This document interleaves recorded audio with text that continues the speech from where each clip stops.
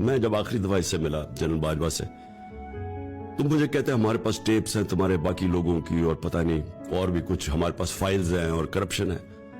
اور پھر کہتے آپ بھی پلے بوائے ہوتے تھے. میں نے کہا اچھا میں گناہگار آدمی ہوتا ہوں گا پھر تو آپ کے پاس بھی ہمارے پاس ہے کچھ. میں نے اس سے کہا تب میں نے کہا یہ ملک پیٹ کاٹ کے پیسہ خرچ کر رہا ہے, ہم اپنے لوگوں کو تعلیم نہیں دے سکتے, ان کا علاج نہیں کروا سکتے, ہم ان کے لیے فیسلٹیز بنیادی ضروریات پوری نہیں کر سکتے کیونکہ ہم اپنی سیکیورٹی فورسز کو اوپر پیسہ خرچ کر رہے ہیں جو ہم افورڈ نہیں کر سکتے. تو کیا یہ کام ہے آپ کا کہ آپ بلیک میل کرنے کے لیے اس طرح کی ٹیپس بنائیں تاکہ میں کنٹرول ہو جاؤں, تاکہ میرا منہ بند ہو جائے؟ ایکچولی یہ کرائم ہے, یہ اس کے اوپر صرف اسی کے اوپر اس کو سزا ملنی چاہیے. وہ کیا ہے, ایز پرائم منسٹر یہ میری ٹیپ ریکارڈنگ کرتے تھے,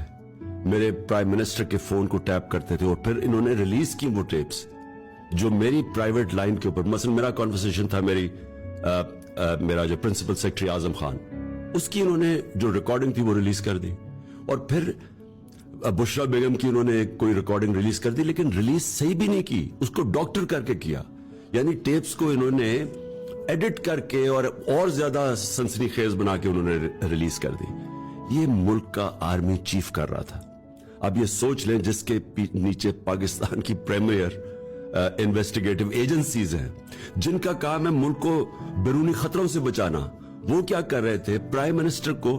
بلیک میل کرنے کے لیے اس کی ٹیپس بنا رہے تھے. اور یہ کس لیے بنا رہے تھے, یعنی میں کوئی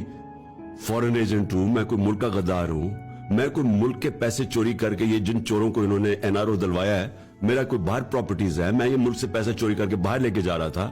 میں تو واحد پولیٹیشین ہوں جس نے باہر کما کے سب کچھ پاکستان لے آیا ہوں, میرا تو کوئی ہے ہی نہیں. تو مجھے اس طرح ٹریٹ کر رہے تھے, کس لیے کر رہے تھے؟ اس سے یہ چیز سامنے آتی ہے کہ نیشنل انٹرسٹ نہیں تھا, یہ کنٹرول کرنے کے لیے یہ سارا کچھ ایک پرائم منسٹر کو بلیک میل کرنے کے لیے کیا جا رہا تھا. میرے خیال میں پاکستانی فوج کو آج اندر اکاؤنٹیبلٹی کرنی چاہیے اس کی, کیونکہ اس میں فاصلے عوام میں اور ہماری فوج میں بڑھتے جا رہے ہیں. بجائے ہمیں ڈنڈے مار کے اور ہمارے اوپر غداری کے کیسز کر کے اور ہمیں جیلوں میں ڈال کے اور ننگا کر کے ٹارچر کرنے کے, یہ انٹروسپیکشن کی ضرورت ہے, اس وقت اصلاحات کی ضرورت ہے, بیکاز یہ بگڑتا جا رہا ہے کام. اور میں اس کو بھی ایک دفعہ کہا تھا, میں ابھی بھی کہہ رہا ہوں, یہ ادھر پاکستان جا رہا ہے جدھر یہ سب کے ہاتھ